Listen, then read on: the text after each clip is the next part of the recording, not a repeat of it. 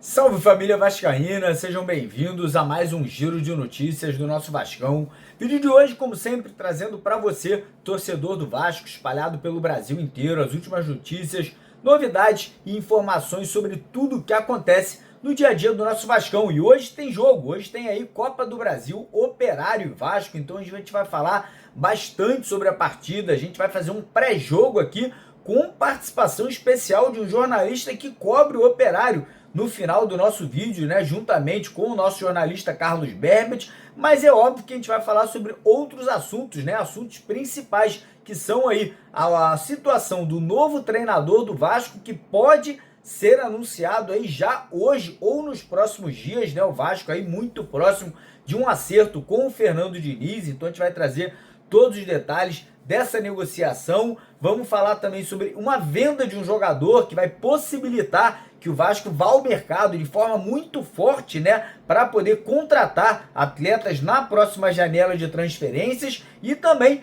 vamos falar sobre uma negociação que deve acontecer lá no futebol europeu, que pode também trazer muita grana para os cofres do Vasco, né? Um jogador que é cria da base do Vasco pode estar se transferindo do futebol italiano para o futebol inglês e favorecendo o Vasco, né, com a questão, né, do Vasco ter sido o clube criador do atleta e mais grana que pode ser investida aí nessa próxima janela de transferências. Então, primeiramente, quero convidar todos vocês, vascaínos, vascaínas que ainda não são inscritos no nosso canal, para se inscrever. Lá embaixo do vídeo tem um botão vermelho escrito inscreva-se, clica nele, vem fazer parte da nossa família, que todo dia tem vídeo, tem live, tem informação para vocês aqui no nosso canal. Peço a sua ajuda e a sua colaboração, deixando aquele joinha, deixando aquele like no nosso vídeo, e peço para você deixar nos comentários duas coisas. Primeiro, o seu palpite para o jogo de logo mais. Quero saber se você está confiante, está acreditando na vitória do Vasco, então corre lá embaixo, deixa lá o resultado da partida. E também queria saber de onde você está assistindo, deixa ali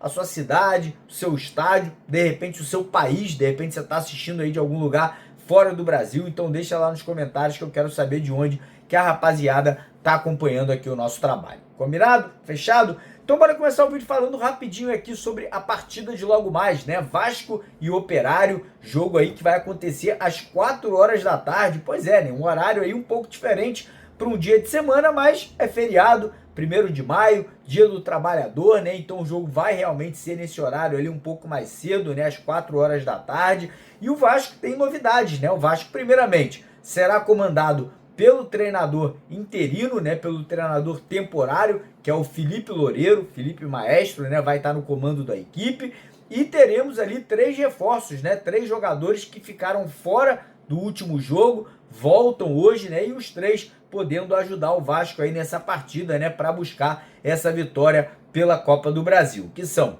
Lucas Piton, voltando como titular na lateral esquerda, o Adson lá no ataque, né, deve começar no banco de reservas, e o Tietê, que pode começar como titular, né? O Felipe ainda não definiu o time que vai a campo, né? Ele ainda não definiu a escalação, mas não acho que ele vai mudar muita coisa, né? Não acho que ele vai tentar fazer grandes alterações na equipe. Eu acho que ele vai manter ali mais ou menos o time base que vinha sendo ali utilizado pelo Carilli, com o Léo Jardim no gol, Piton na lateral esquerda e o PH na lateral direita, a dupla de zaga com o João Vitor e o Lucas Freitas, lembrando que o Maurício Lemos segue fora, né? Segue no departamento médico se tratando de uma lesão na costela. Meio de campo a gente deve ter o Hugo Moura como primeiro volante, e aí a grande dúvida de quem será o segundo homem de meio de campo, se ele vai voltar com o Tietê de titular, que vem treinando bem, se ele vai manter o Jair, que foi o titular do último jogo, se ele vai surpreender de repente entrando ali com o Matheus Carvalho, com o Paulinho, com o Juan Esforza, não sabemos, mas eu acredito que fique entre Tietê e o Jair essa vaga. E aí ali na frente a gente deve ter Nuno Moreira, que vem sendo um dos grandes destaques do Vasco aí nas últimas partidas, Felipe Coutinho, Ryan e Pablo Verratti. Lembrando que o nosso adversário, o Operário, vem de 4 jogos sem vitória, né? 1 derrota e 3 empates. Então é um adversário que obviamente não está à altura do Vasco, não vive um bom momento. Eu sei que o jogo é fora de casa, mas eu acho que é obrigação do Vasco vencer, né, cara? Eu acho que é obrigação do Vasco hoje fazer o seu papel, se impor, jogar para cima, jogar um futebol ofensivo, sair com uma grande vitória, até para poder no jogo da volta, quem sabe poder poupar os titulares, porque se o Vasco ganha hoje de 2-0, 3-0, 4-0, vai ter a possibilidade de no jogo da volta, do jogo em São Januário, dar ali um descanso para os jogadores que vêm numa batida muito grande, né? Então hoje uma vitória seria fundamental, né? Seria muito importante, além, né, obviamente, da classificação, de garantir a passagem para a próxima fase de uma forma tranquila, mas também para poder elevar a moral, elevar a autoestima já para a sequência aí que o Vasco vai ter no Campeonato Brasileiro, enfrentando o Palmeiras no próximo jogo aí, lá no Mané Garrincha em Brasília, e depois na Copa Sul-Americana, né, no jogo fora de casa que teremos contra o Melgar lá na Venezuela. Seguindo o vídeo agora, vamos falar sobre situação de treinador, cara, porque muitos falou ontem, né, que o Vasco já estava fechado com o Fernando Diniz, depois surgiu o nome do Paulo Pesolano. Falar para vocês, não tem absolutamente nada com Paulo Pesolano. Quem inventou essa notícia aí é mentira. Não tem nada, o Pesolano nem tá no Brasil, tá lá na Europa, não quer voltar pro futebol brasileiro. Cavaram esse nome, essa é a grande verdade. O nome da vez, a bola da vez é o Fernando Diniz, todo mundo sabe disso, né? Apesar de alguns torcedores não concordarem, muita gente aí acha que o Fernando Diniz não vai dar certo com o elenco do Vasco. É o nome que vai assumir, provavelmente, né, cara? Eu diria, eu apostaria aqui que 99% de chance do Diniz ser o treinador do Vasco, né? Ele que tá no Rio de Janeiro, ele que mora no Rio de Janeiro, ele tem um carinho muito grande pelo Vasco, né? Ele teve uma passagem muito rápida pelo Vasco há 3 anos atrás, né? E até tentou fazer o Vasco jogar a bola naquela ocasião, mas o time era muito ruim. E eu vou falar para vocês, tá? As conversas que já tiveram aí entre o Pedrinho, o Felipe e o Fernando Diniz nos últimos dias foram muito positivas. Primeiro, porque o Fernando Diniz analisou o elenco do Vasco, ele acha que tem condições de fazer esse elenco melhorar o futebol que vem jogando. E segundo, porque foi prometido para o Fernando Diniz contratações, reforços. Primeiramente, 2 jogadores ali de impacto, 2 jogadores ali que vão chegar e vão realmente ser titulares, jogadores que vão realmente elevar o nível técnico da equipe vascaína aí na janela do meio do ano. E além desses 2 reforços, né, foram prometidos também outras contratações que vão ser mapeadas ali pelo Fernando Diniz aí durante o trabalho inicial dele, agora já assumindo o comando do clube, né, entendendo ali quais são as carências, né? Quais são as posições que ele entende que são necessárias as contratações agora no meio da temporada. Então, o que o Vasco quer é anunciar o Fernando Diniz até sexta-feira, né? Até já o final de semana, para que ele já possa estar com o elenco na próxima partida contra o Palmeiras. Talvez não necessariamente já no campo, né, já comandando a equipe, mas de repente já viajando, já estando no hotel, já conhecendo o elenco, né, já participando ali, né, do dia a dia dos jogadores, para que na partida seguinte da Copa Sul-Americana ele possa já estar comandando a equipe, né, já tentando começar a implementar o seu trabalho. Lembrando que o Fernando Diniz é um cara que tem um trabalho muito específico, muito diferente, né, dos treinadores do futebol brasileiro, né? O Fernando Diniz é um cara que gosta de posse de bola,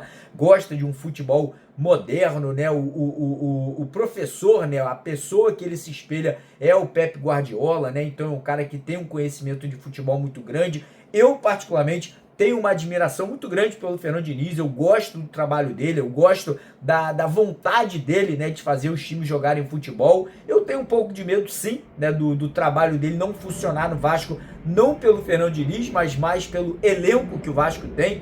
Mas eu acho que é um risco que pode fazer aí o Vasco ter um futebol melhor, né, ter um futebol aí mais interessante, mais ofensivo, que jogue um futebol que possa aí impressionar um pouco mais os torcedores. Mas até agora o negócio não foi fechado, como eu falei, está muito próximo, realmente aí está muito perto, né, de ser anunciado como novo treinador, e agora nos resta aguardar para que a gente tenha, né, a confirmação realmente que o Diniz venha a assumir o comando do futebol do Vasco. Falando um pouquinho agora sobre mercado da bola, né, mercado aí de transferências, porque situação é o seguinte, cara, situação do Ryan cada vez mais ficando quente, tá? Clubes da Europa, muitos clubes da Inglaterra vêm aí chegando junto ao Vasco, né? O Vasco tem o Ryan como a solução dos problemas financeiros do clube, né? O Vasco hoje é um clube que vive uma crise financeira, né? Querendo ou não, o Vasco tá vendendo café para poder pagar a janta, né? E o Ryan tá muito valorizado, né? O Vasco renovou o contrato dele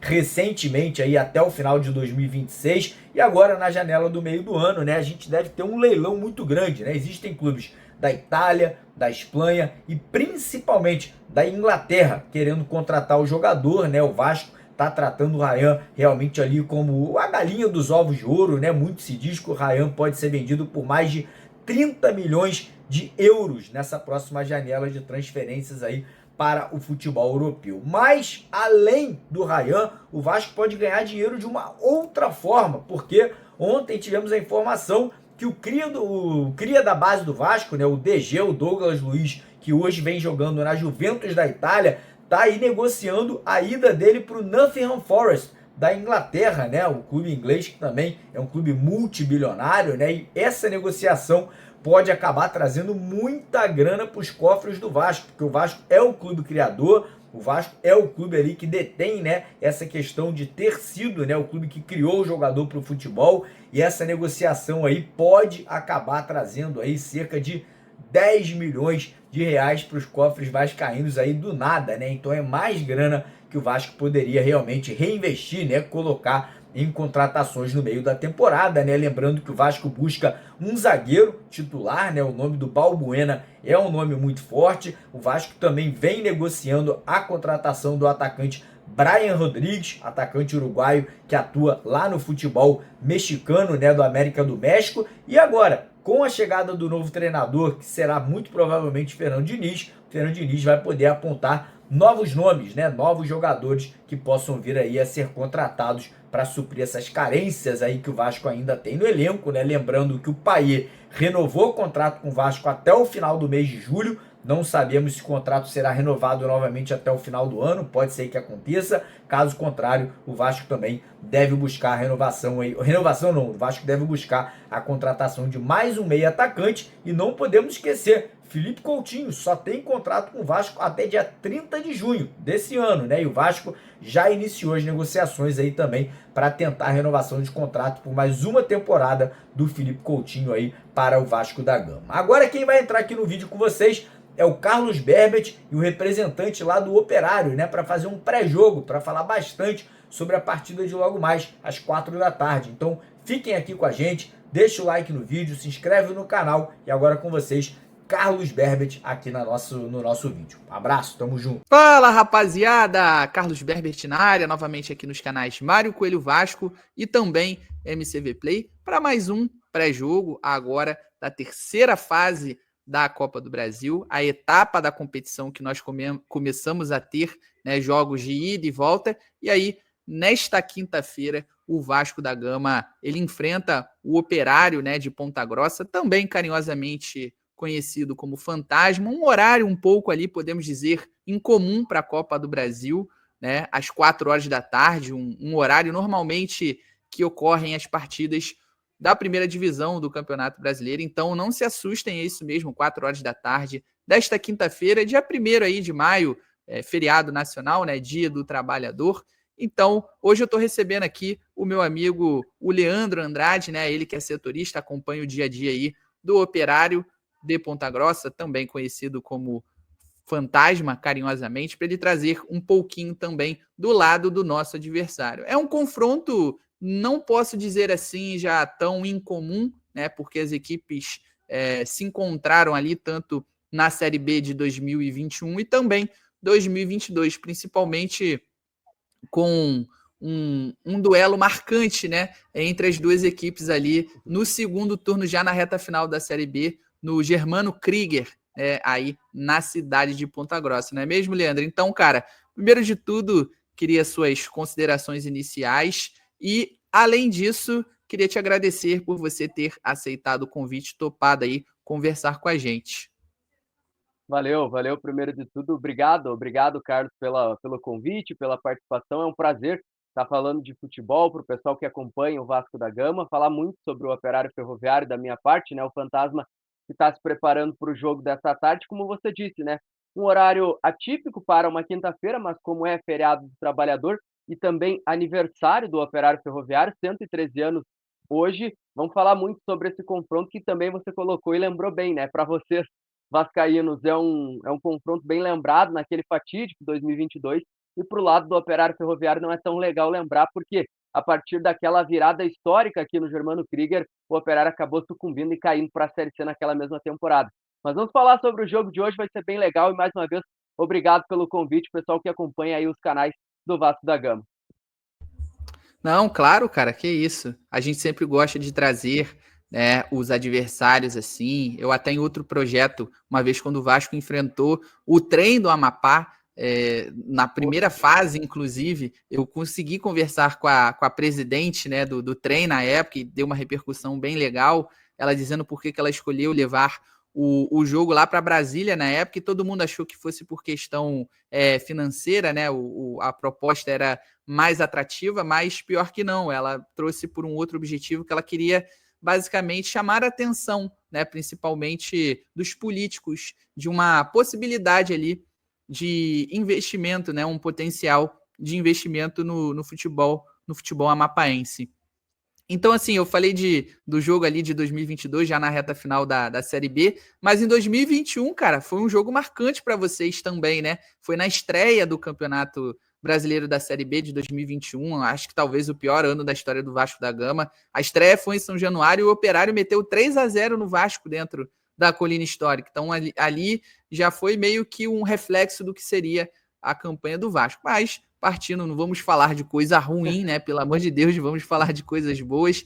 Queria saber primeiro de você como é que está a expectativa da cidade para esse confronto, né? Porque, de novo, não é um duelo ainda, deixou de ser raro, mas as equipes se encontram agora em divisões diferentes, mas queria saber se tem muito vascaíno aí na região ou se tem um movimento de cidades próximas ou até de regiões próximas para esse jogo em si, para acompanhar, né? Nós vimos aí que o Operário até abriu um lote extra, né, cara, de ingressos para a torcida visitante, que acho que não é algo comum normalmente, ou até mesmo na Copa do Brasil, ou até na Série B do Brasileiro. Então, começando, né, sobre o duelo e falando muito sobre o jogo, né, quando teve o sorteio da Copa do Brasil, mais ou menos 25 dias, uma fala, inclusive, do presidente do Operário, o Álvaro Góes, acabou viralizando, foi um pouco tirada de contexto, porque foi uma entrevista muito longa e cortaram aquela parte que convém, que é ele falando que gostou de enfrentar o Vasco. Primeiro de tudo, quando veio o sorteio, o torcedor do Operário ele tinha uma expectativa, ou de enfrentar os gigantes do futebol brasileiro, ou então de tentar buscar pegar aqueles times que estavam piores naquele momento, que era o caso do Bragantino e do Atlético Paranaense, e ver como as coisas mudaram, né? A gente pensava em pegar o Bragantino naquela ocasião e agora o Bragantino deslanchou a fazer bons jogos. Mas falando sobre o sorteio, né? E quando a gente pegou o Vasco, ficou aquela sensação assim, pô, agora vem o Vasco de novo aqui, um time que a gente já enfrentou e num momento diferente. Porque a gente sabe, né, que tem essa disparidade, digamos assim, continua sendo um confronto de um time que está na Série B do Campeonato Brasileiro. O Operário não está entre os 5 maiores orçamentos da Série B, por exemplo, contra um Vasco que é um time de Série A.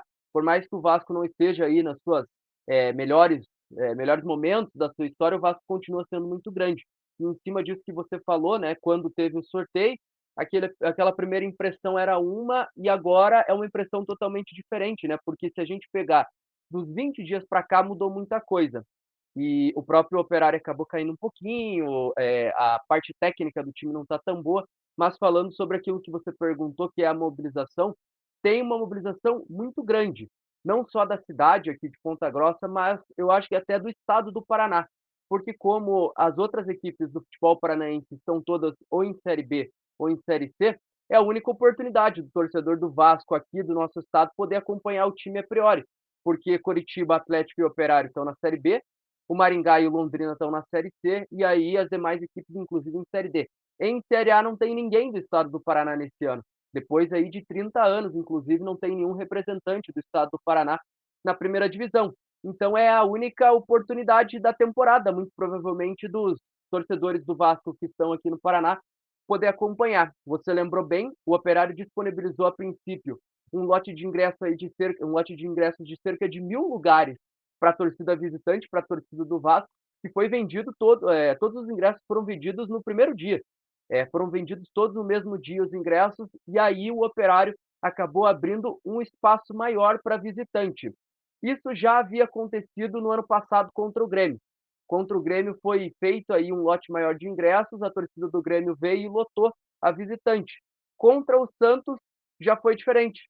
A torcida do Santos não lotou o espaço reservado para a torcida visitante, e aí o Operário acabou tomando até um pequeno prejuízo, porque acabou deixando de vender ingressos para o seu torcedor para abrir um espaço maior. E o que não aconteceu, diferente com a torcida do Vasco, que comprou todos os ingressos, os mais de 1.000 ingressos da arquibancada visitante, e também já comprou praticamente todos os ingressos.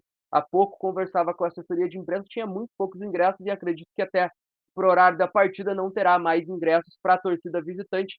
Serão aí cerca de 1.500 vascaínos, num total de 10.000 torcedores, que é a capacidade do Germano, entre 10 e 11 mil torcedores, a depender da partida. Mas é verdade, houve uma mobilização muito grande, não só de vascaínos daqui de Ponta Grossa, mas de toda a região dos Campos Gerais. Aqui, para quem não conhece o estado do Paraná, Ponta Grossa é uma cidade localizada quase na área central do estado e é cercada por várias e várias cidades, como nós chamamos aqui de Campos Gerais, que dá mais de 2 milhões de habitantes, e muito provavelmente essa região foi aqui que comprou boa parte dos ingressos aí, os mais de 1.500 ingressos da torcida do Vasco, que vai sim lotar a área da visitante, cara.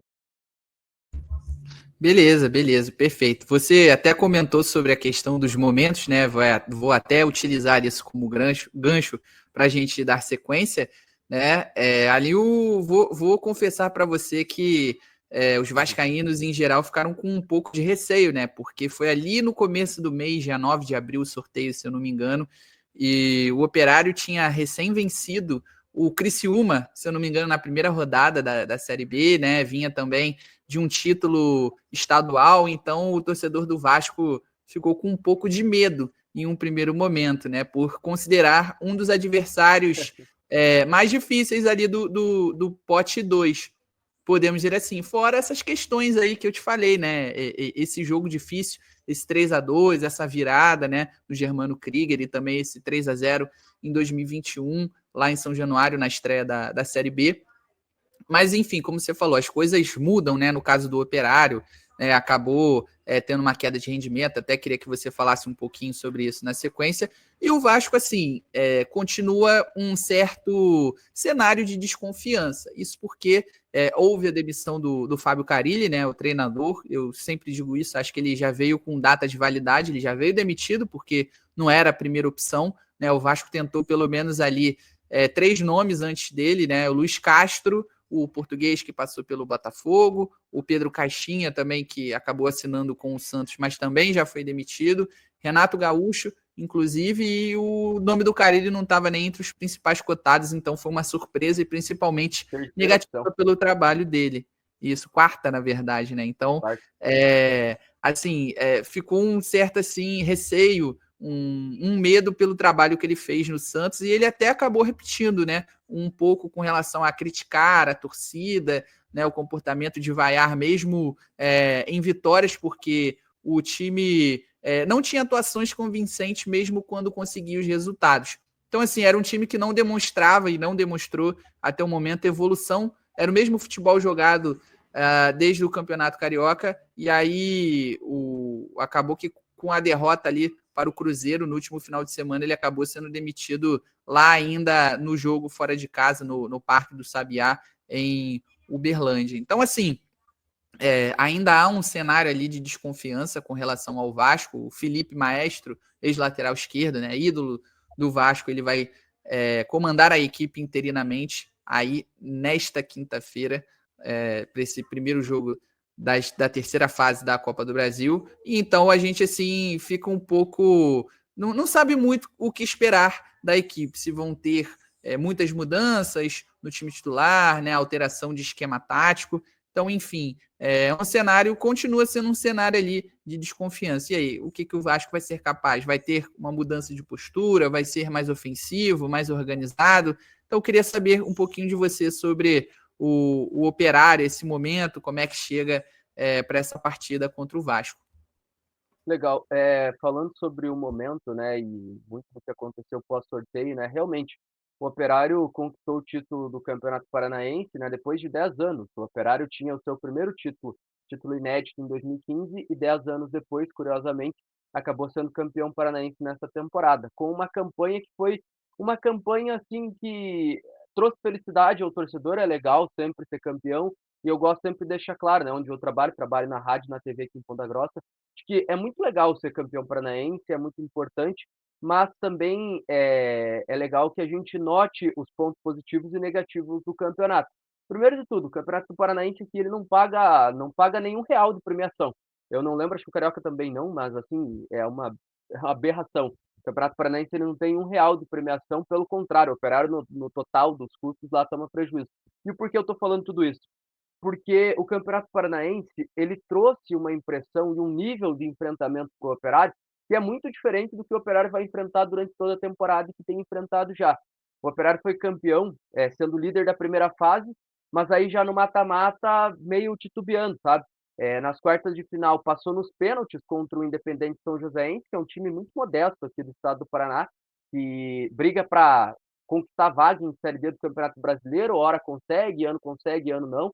E o Operário passou com 2 empates, tanto lá em São José dos Pinhais quanto aqui em Ponta Grossa. Depois, enfrentou o Londrina na semifinal.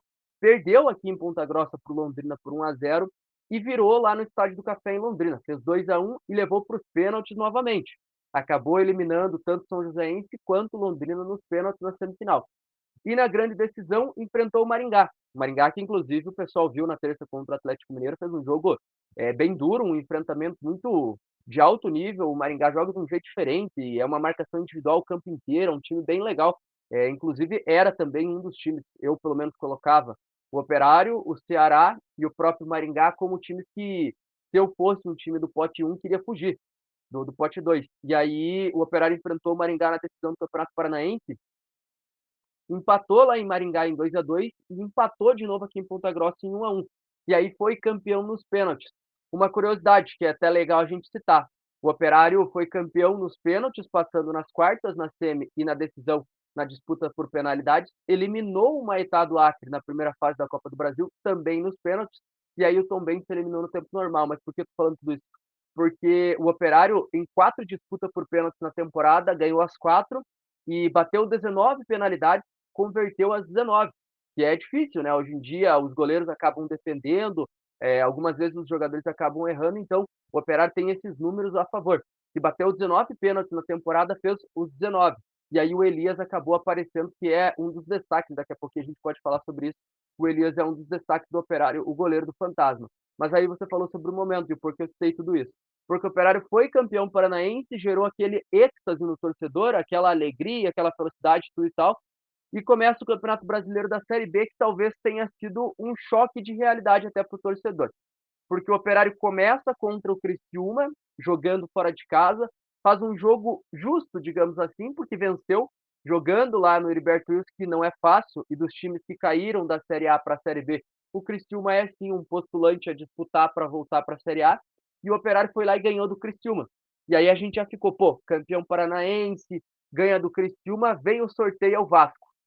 E aí, com todo respeito, quando a gente olha o momento do Vasco, que você até citou, o Vasco continua sendo uma incógnita, né? E mesmo o Operário sendo um time de Série B, quando você olha o pote 1, você olha o Vasco como uma incógnita para enfrentar tecnicamente. Mas aí muda muito a história, porque a partir da estreia, o Operário fez um bom jogo contra o Goiás na segunda rodada. Vencia por 1-0 até os 40 do segundo tempo. E sem o Elias naquele jogo que acabou pegando dengue, jogou o quarto goleiro do Operário Ferroviário, porque o segundo, que era o Lucas, estava machucado. O terceiro goleiro não estava regularizado ainda, que era o Wagner, jogou o Thales, que era o quarto goleiro. E, infelizmente, naquela ocasião, o Thales falhou, perdeu uns 2 gols do Goiás. O Goiás virou o jogo, venceu o Operário por 2-1 E já na coletiva de pós-jogo, o Bruno Pivetti falou muito que aquele jogo era um jogo diferente, sabe? Que o Operário vinha numa batida legal, fez um bom jogo e perdeu. E a partir dali as coisas mudaram, e eu costumo dizer que mudaram drasticamente, porque o Operário perdeu do Goiás na segunda rodada, aí na terceira rodada foi enfrentar o Avaí em Santa Catarina, perdeu de 1-0, jogando muito mal. Na quarta rodada, voltou a jogar em casa contra o Paysandu e empatou 0-0 e talvez esse tenha sido o pior jogo do Operário, porque o Paysandu perdeu todas as 3 primeiras antes de enfrentar o Operário. Veio aqui praticamente para demitir o Luizinho Lopes, que era o técnico do Paysandu naquele momento. E o Operário ficou num 0-0, um jogo muito ruim, com pouquíssimas oportunidades, num jogo de pouquíssima criatividade e que acendeu o alerta do torcedor, porque aí já eram 3 jogos sem vencer, 2 derrotas para Goiás e Avaí, e um empate com o Paysandu. E no último sábado culminou aí no 4º jogo sem vitória, consequentemente a 3ª derrota. O Operário perdeu no que a gente chama aqui do clássico do vovô, que é o Coritiba e Operário, os 2 times mais antigos do estado do Paraná, 2-0 para o Coritiba, e foi mais uma vez um jogo muito ruim, onde o Operário jogou aí cerca de 10, 15 minutos do jogo e depois só deu o Coritiba. O Coritiba fez 2-0, 2-0 frouxo assim, sabe? Em que o Operário não conseguiu jogar, criou muito pouco, foi dominado pelo Coritiba, que também é um time inconstante e que acendeu de vez aquilo que eu chamei de luz de alerta aqui, não só para o Bruno Pivetti, que é o treinador do Operário, que está sendo pressionado, mas para o time mesmo, porque algumas coletivas do Bruno Pivetti ele está chamando atenção, sabe? Inclusive essa última contra o Coritiba, ele teve uma aspas bem forte, que ele falou que os jogadores não colocaram o pé na bola. E aí chama atenção, inclusive o próprio torcedor aqui de Ponta Grossa às vezes se pergunta se ele tem comando do vestiário, se não há um racha no elenco, ou se tem alguma coisa parecida. E aí esse é o momento do Operário, que de campeão paranaense podia estar numa lua de mel com o torcedor, desde que iniciou a Série B, tirando aquele jogo contra o Criciúma, vem mal, vem jogando mal, que é o que mais preocupa, e aí falando do enfrentamento com o Vasco, né? O Operário tem alguns problemas que são problemas crônicos, principalmente a bola aérea, que é uma coisa que traz medo. Perdão. O Operário toma muito gol de bola aérea. E aí, quando a gente vê o sorteio lá contra o Vasco, a gente já lembra do Verratti. E eu até comentei nos bastidores, eu considero o Verratti o melhor cabeceador da América do Sul. Às vezes o cruzamento vem bom, ele faz gol, e quando o cruzamento vem ruim, ele conserta. Então, essa é uma preocupação da gente aqui, um momento ruim do Operário e uma bola aérea defensiva que é talvez o principal problema para enfrentar o Vasco no jogo de mais tarde, às 4 horas da tarde, cara. Perfeito. Com essa declaração aí sobre o Verratti, cara, você vai conquistar alguns torcedores vascaínos, viu? Tuas Não, redes sociais aí vão bombar, hein? Então já Brincadeiras à aproveita, ó, parte, pessoal, cara. já aproveita e me segue aqui, ó, no Twitter. Mas sem brincadeira, até comentei para você nos bastidores, eu Sim, considero, e aí, verdade. jogador à parte, esse fundamento é um fundamento totalmente específico. Cabeceador na América do Sul, cara, não tem igual, cara. Às vezes o cruzamento vem meia boca, vem aquelas Sim, pedradas para dentro da área e o sim. Verratti consegue consertar. Então, Aham. é uma realidade, né?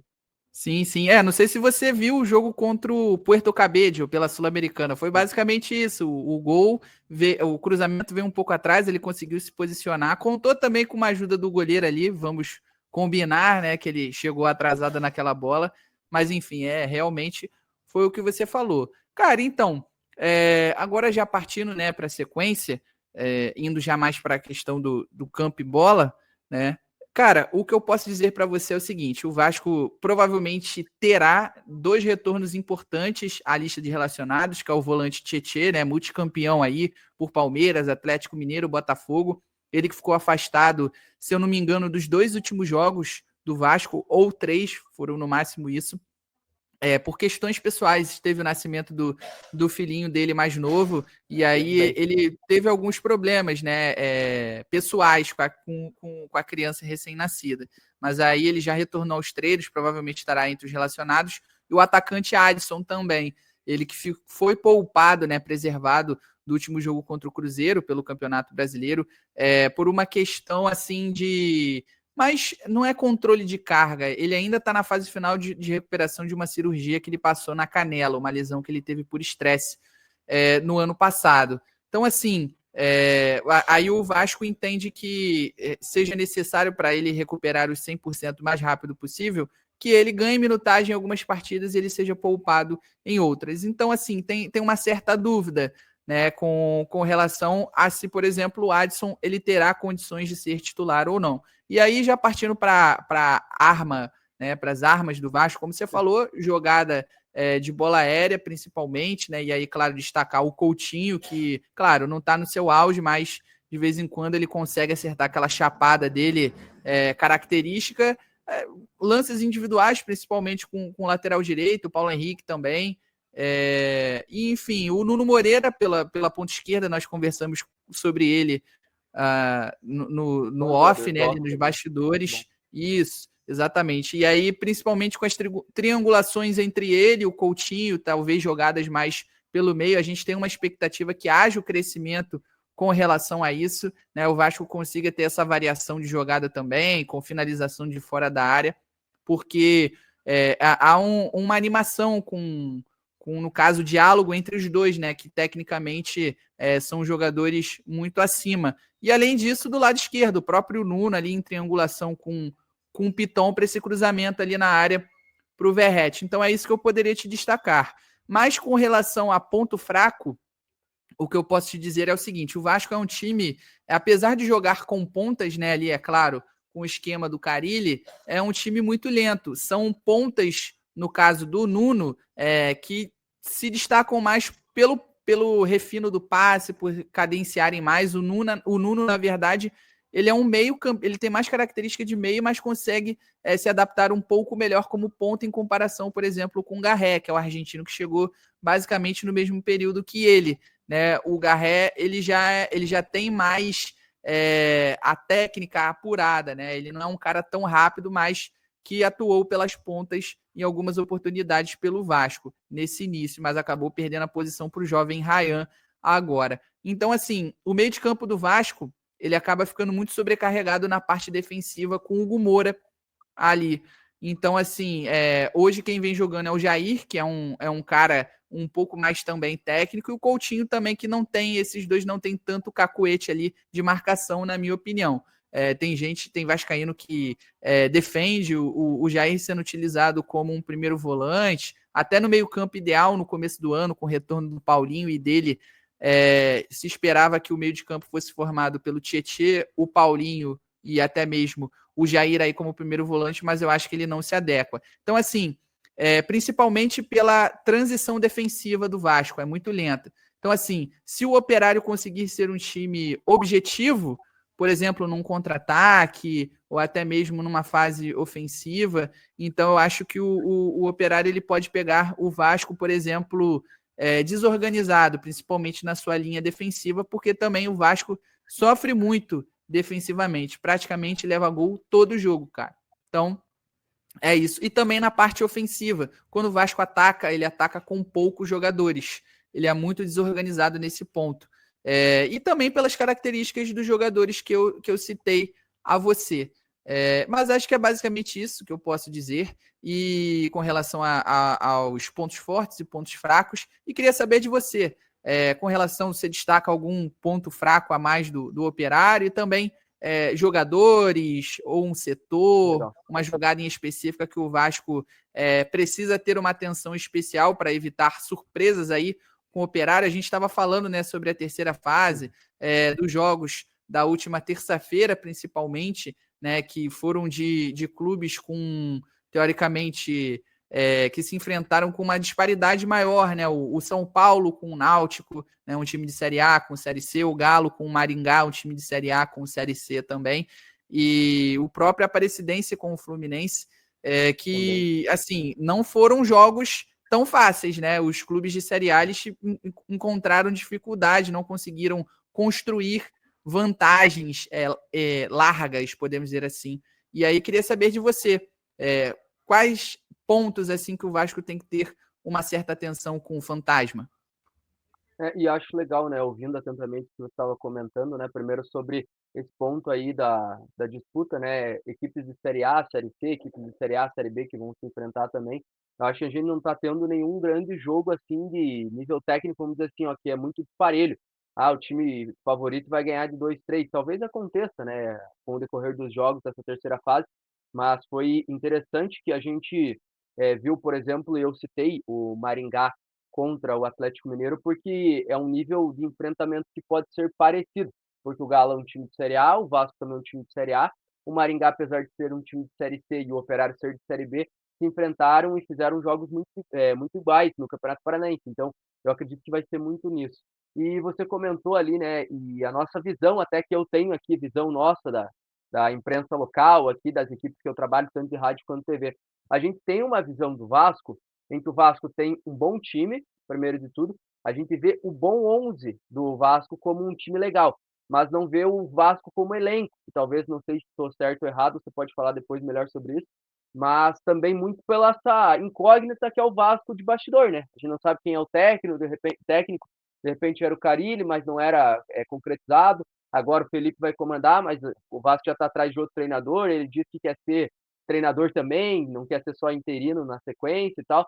Então, essa incógnita que fica para nós aqui, de um time que pode ter um bom 11, mas que o elenco talvez não seja um elenco tão recheado.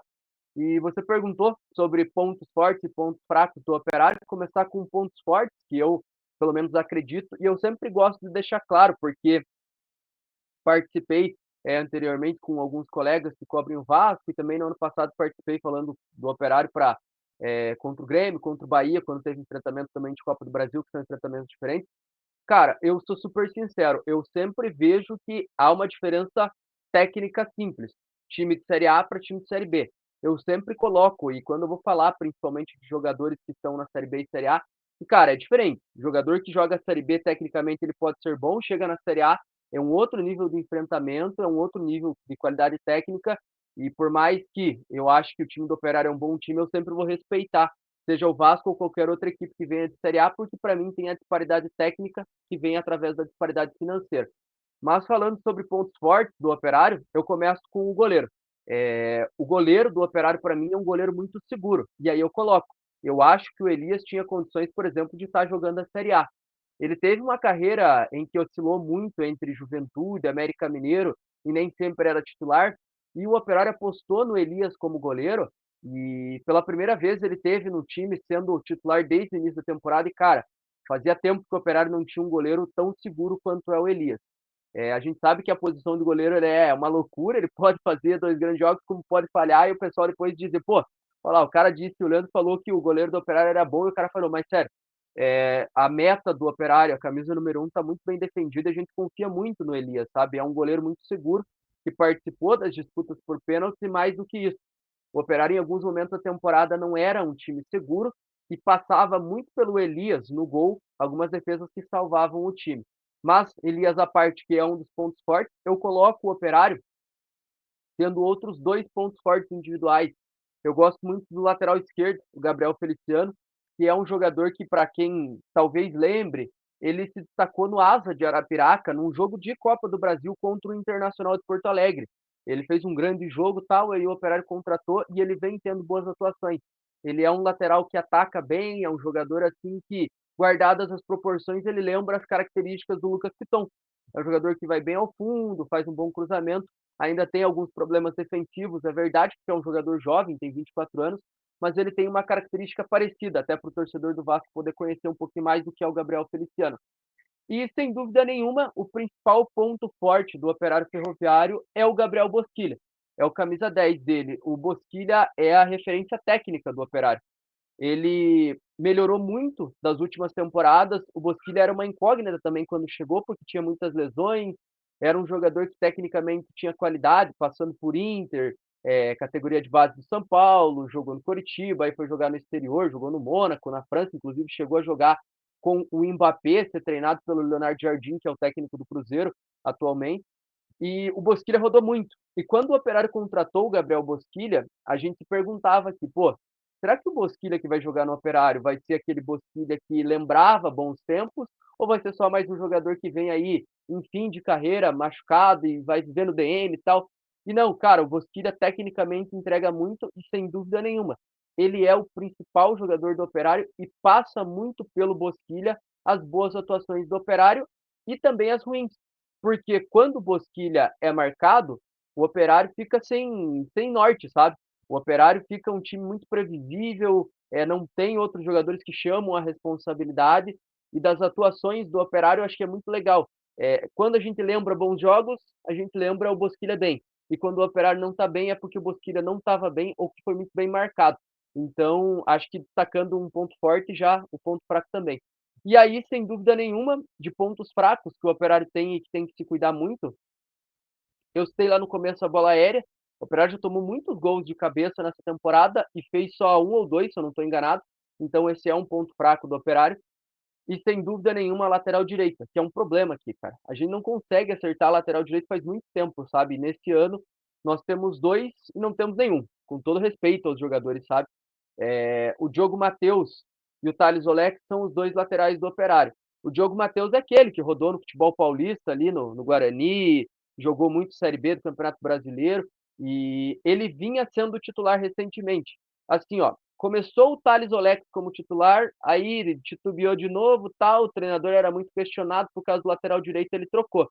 E aí colocou o Diogo Matheus, que é melhor que o Thales, porque o Diogo Matheus apoia mais, tecnicamente é melhor, mas mesmo assim, defensivamente, ele já é um jogador experiente, tem dificuldade para marcar, e infelizmente, porque o Thales, eu acho um jogador bem fraco tecnicamente, o Diogo Matheus se machucou sábado contra o Coritiba, então o Diogo sequer vai jogar o Thales Olex, e para mim é a principal preocupação que nós temos, porque você comentava, eu acho, né, e vendo, não acompanho todos os jogos do Vasco, mas gosto de acompanhar muito jogo, então assisto, cara, meio que de tudo, e vendo do jeito que o Vasco joga, o lado esquerdo é o principal, é o Piton descendo pela lateral, o Nuno Moreira, que é um jogador meia ponta, como você comentava, né, um jogador que joga pela ponta, mas que tem característica de meia. Esse lado esquerdo do Vasco é muito forte, às vezes até o Coutinho caindo ali para ajudar também, para fazer aquelas triangulações, e é o lado mais fraco do Operário, porque o Thales Olex vai ter muita dificuldade para poder marcar, e também quem está jogando na ponta ajuda muito pouco, que é o Alano. O Alano é aquele atacante que estava no Criciúma no ano passado na Série A, ele é um ponta direita canhoto, que até joga com a bola, ajuda algumas vezes na parte ofensiva, mas defensivamente, cara, ele é muito do que você falou ali também. É um jogador que não atua no momento defensivo do time e às vezes o Operário fica meio desguarnecido, sabe? Até por isso que o Elias aparece muito, porque é um time que, olha, você falando do Vasco lá no início, eu vi muito do Operário, sabe? Que às vezes ataca com poucos jogadores e fica aquele bloco, sabe? Um bloco lá na frente e o bloco lá de trás. E aí, de repente, vem aqueles contra-ataque maluco, o ponta não ajuda o lateral, e aí sempre tem aquela dobra, a lateral já é um problema. Então, acho que esses são os pontos fortes e os pontos fracos. Agora, só um detalhe: o Operário está tendo muita dificuldade com o setor ofensivo. Alano, Rodrigo Rodrigues e Mingote. Esse tem sido o trio de ataque. Eu acredito que possa ter novidade. Eu acho que o Bruno Pivetti vai acabar mexendo nesse trio de ataque, porque realmente esses 3 jogadores eles não têm entregado. Tem algumas opções. O Daniel Amorim, centroavante, que veio do Velo Clube, ele foi um dos artilheiros do Campeonato Paulista, tem poucos minutos, mas Jogou pode no aparecer. Vasco, pô. Jogou no Vasco, o Daniel Amorim é o mesmo. E também o Marcos Paulo. O Marcos Paulo é aquele atacante que surgiu no Fluminense, que chegou a ser vendido para o Atlético de Madrid, jogou no Boa Vista, se eu não estou enganado, no Campeonato Carioca, e que foi Isso. recém-contratado. Então, esses 2 jogadores eles podem aparecer como novidade. Não é uma certeza, mas eu acredito. Acredito que ele vai ter que mexer no ataque porque está sendo muito questionado. E uma última informação que talvez até vocês não saibam, porque aqui pouca galera sabe, né? O Paulo Henrique, lateral direito de vocês, ele começou aqui no Operário. Ele jogou pouco Caraca, que tempo aqui no legal. Operário, mas o Paulo Henrique passou aqui em 2017. 2017, o Operário estava numa draga danada, estava jogando a segunda divisão do Campeonato Paranaense, imagina, a segunda divisão do estadual, e aí o Operário montou um time para jogar a Taça FPF, que era tipo uma Copa Paraná aqui, só com jogadores sub-23. E nesse time tava o PH, aqui não era nem Paulo Henrique ainda, era só PH, e ele jogou aqui durante pouquíssimo tempo o Paulo Henrique, que hoje é lateral do Vasco.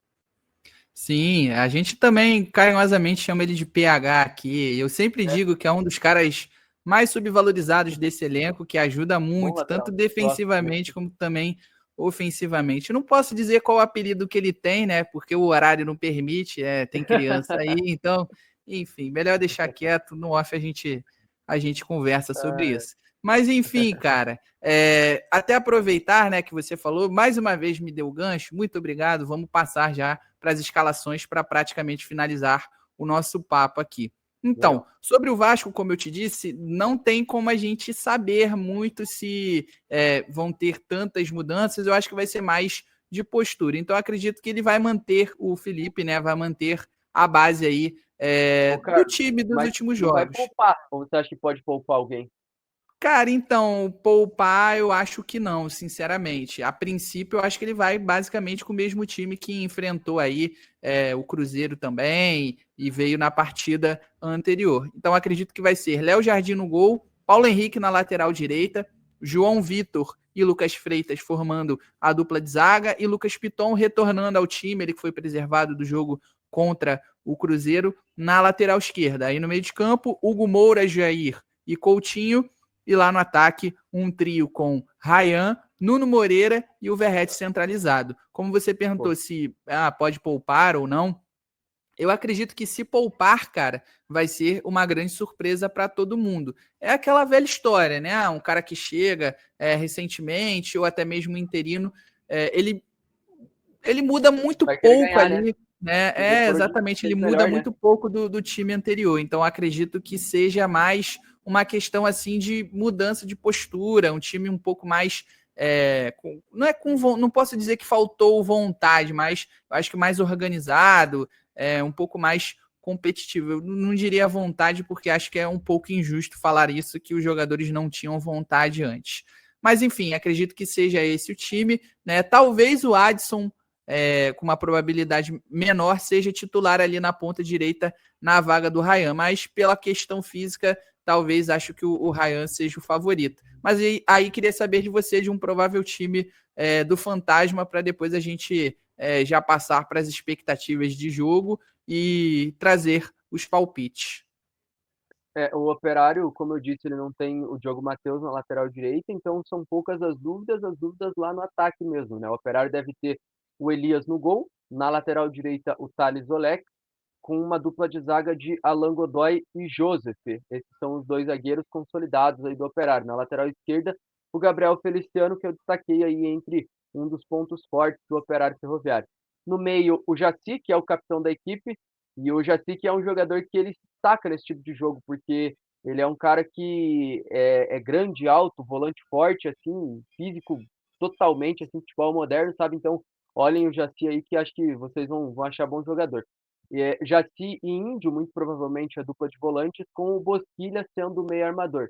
Na frente, eu acredito que ele vá de Alano, Marcos Paulo e Daniel Amorim. Eu acho que ele vai acabar mexendo em Rodrigo Rodrigues, perdão, e Mingote, porque não estão bem. Então, só repetindo, Elias, Thales Olek, Joseph Alan Godoy e Gabriel Feliciano, Jaci, Índio e Bosquilha, Alano, Marcos Paulo e Daniel Amorim. Muito provável aí esse seja o 11 inicial do Operário, Carlos.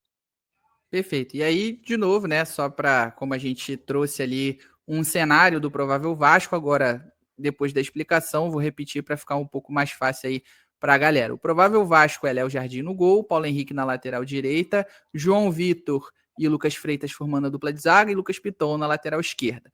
No meio de campo, Hugo Moura, Jair e Coutinho, e lá no ataque, Ryan na ponta direita, o Nuno Moreira na esquerda e o Verratti centralizado. E aí, ô Leandro, eu já queria saber de você, qual a sua expectativa para o jogo e um palpite para esse jogo, para essa partida em si?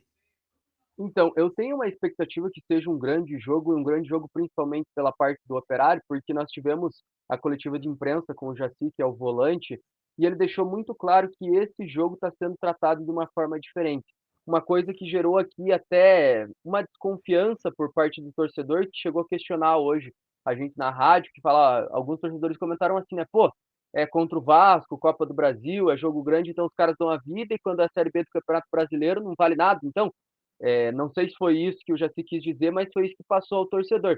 E ele falou que os jogadores vão dar vida, de que é uma chance, uma oportunidade do Operário virar a chavinha dessa fase ruim, de que jogo grande a postura muda, a concentração é outra. E talvez por essa declaração, eu acho que o Operário vai fazer um grande jogo. Porque nós sabemos que tem um peso diferente, querendo ou não, né? Tem o bicho de Copa do Brasil, que todos os clubes pagam de forma diferente, o Operário não é exclusivo disso. Tem a parte do dinheiro, tem a parte de mobilização, tem a visibilidade que alguns jogadores buscam nesse tipo de jogo. Então, assim, ó, eu tô com uma expectativa que vai ser um grande jogo, e eu acho que o Operário vai fazer o melhor jogo dele da temporada. Agora, o melhor jogo da temporada do Operário vai ser suficiente para ganhar do Vasco ou não? Eu não sei. Agora, eu acho que, sendo bem sincero, se o Operário fizer um bom jogo, tem condições de ganhar, apesar de ver que esse time do Vasco é um time que tem qualidade. Eu gosto desse 11 inicial e respeito e repito a minha opinião que eu trago todos os dias aqui na programação que eu trabalho. O time, o 11 inicial do Vasco, se ele for bem treinado, tiver um técnico de qualidade, é um bom time. Talvez o elenco não seja tão qualificado quanto para a Série A do Campeonato Brasileiro. Mas acho que vai ser um grande jogo e o meu palpite aí é uma vitória magra do Operário aí 1-0 amanhã no Germano. Perfeito. Cara, eu tô um pouco menos otimista com relação a a esse jogo. Eu acho que vai ser uma partida que não vai ter tantas oportunidades, podemos dizer assim, não que você tenha dito isso, né? Mas assim, eu acho que pela questão dos momentos das duas equipes, eu acho que vai ser um pouco mais de estudo, de contenção ali, as duas equipes tentando jogar no erro uma da outra, sabe? Então, acho que vai ser com relação a isso. A minha expectativa mesmo é mais para acompanhar a postura, né, do Vasco, porque, como você falou, eu acho que é um 11 muito bom, interessante, na verdade, e é basicamente o mesmo elenco que disputou, né, a última temporada, conseguiu chegar às semifinais da Copa do Brasil, e em um certo momento chegou a sonhar com uma vaga na pré-Libertadores, mas por conta exatamente de falta de opções, um elenco mais vasto, melhor qualificado, acabou tendo uma queda de rendimento ali. Então, baseado nisso e num treinador um pouco mais qualificado, eu acho que o Vasco tem condições sim de novamente brigar por uma vaga na pré-Libertadores no Campeonato Brasileiro. Mas, até o momento, como eu disse, pelo trabalho do Fábio Carille, ainda não correspondeu a essas expectativas. Um jogo muito burocrático, muito chato de assistir. O torcedor vascaíno vai assistir o jogo em si porque é o time do coração dele. Mas ele basicamente já sabe qual vai ser o enredo desse time. É lento, com dificuldade de atacar, pouca criatividade, também muito lento na hora de recompor, espaçado, sem tanta organização. Então, enfim, principalmente essa mudança de postura e reorganização que a gente já espera, mesmo nesse retorno do Felipe, né, que vai ser a primeira partida em sua segunda passagem de forma interina pelo Vasco. Eu acho que vai ser ali 1-1, na minha opinião. A gente tem um certo medo também, porque o Vasco ele joga muito mal fora de São Januário, já tem um tempo. Então, acho que vai ser isso aí. Mas, enfim, Leandro, você queria deixar algum comentário a mais, considerações finais? Não, queria só agradecer a você, Carlos, a todo o pessoal que acompanha os canais aí do Vasco da Gama.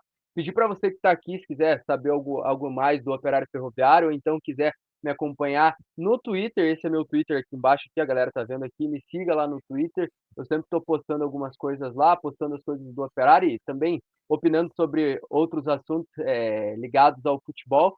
E agradecer mesmo pelo convite, desejar boa sorte, né, ao Vasco, boa sorte ao Operário, que vença o melhor. Claro que eu vou torcer para que o Operário consiga levar melhor nesse confronto, mas que vença a equipe e que o Vasco possa se estruturar. Como eu disse lá desde o início, tenho respeito ao Vasco, acho que é um time gigante do cenário nacional.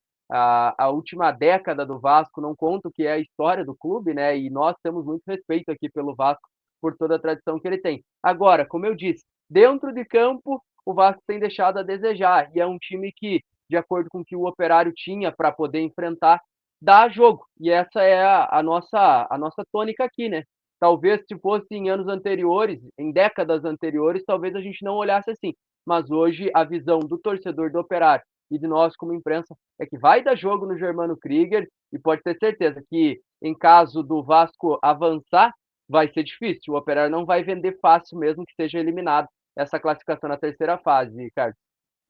Ah, perfeito, cara. É o que a gente já imaginava, até mesmo pelo histórico dos confrontos, né?